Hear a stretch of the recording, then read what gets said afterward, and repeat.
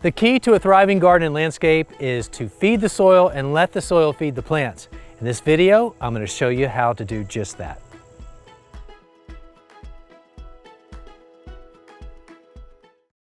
As the host of 3 gardening television shows, my gardens have been featured a lot on television and videos and magazine articles and more. And from time to time, I get an occasional comment from people that say, well, gosh, you probably use a lot of synthetic fertilizer to keep your garden looking picture perfect all the time. Well, let me set the record straight on 2 things. First of all, my garden is never picture perfect, but it is healthy.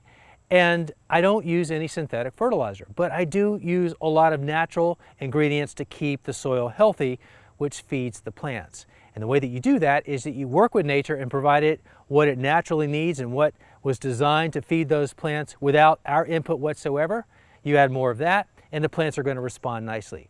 So 2 things to keep in mind. The first thing is right plant, right place. So by putting the plant in the location where it's best suited to thrive on its own, for example, plants that love full sun, well, if you plant them in full sun, that's the first thing that you do right.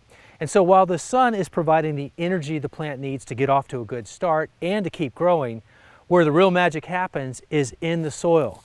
And when you build healthy soil by, as I said, providing more of those natural ingredients, you're giving the plant underground what it needs through all the nutrients and the beneficial microorganisms that it needs to continue to do what it does and thrive. Plus, it helps the plant become more naturally pest and disease resistant. Now, no matter what type of soil you start with, whether it's loose sandy soil or heavy clay soil, you can make any soil better. And the way that you do that is by adding compost and lots of organic matter. So let's take an example as we're building our soil. Say 50% of it, whether it's in a raised bed or whether it's mounded up, that will be our base level. And again, it doesn't matter whether that's sandy or heavy because we're going to make it better with the inputs that we're about to add.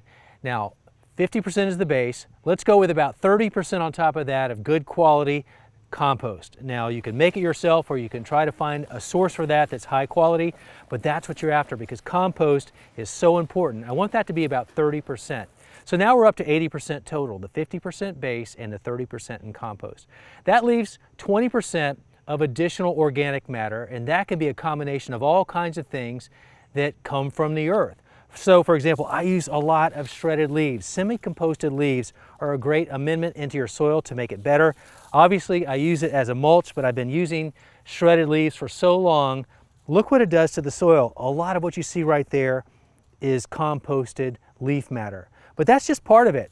Other ideas that you could do would be maybe it's composted poultry manure or livestock manure. It could be rotted straw or wheat, or it could be ground up pine bark or some other bark product. Just a number of different things. It could be worm castings, full of nutrients, a lot of microbiology there. But the sky's the limit on what you add into your soil to make up that other 20%.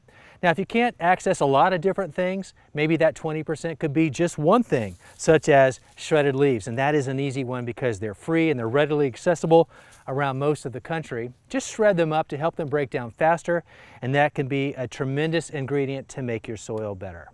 Now, on top of all of that, if you wanted to add a little bit of supplemental fertilizer, you can do that too. But if you do that, choose a non-burning, slow-release, organically derived source of fertilizer. The reason why you want to do that, that's going to work in concert with those nutrients that are already in the soil, rather than dosing it with some sort of synthetic fertilizer that's a lot of nutrients all at once, and that can really shock the plants and what's around it.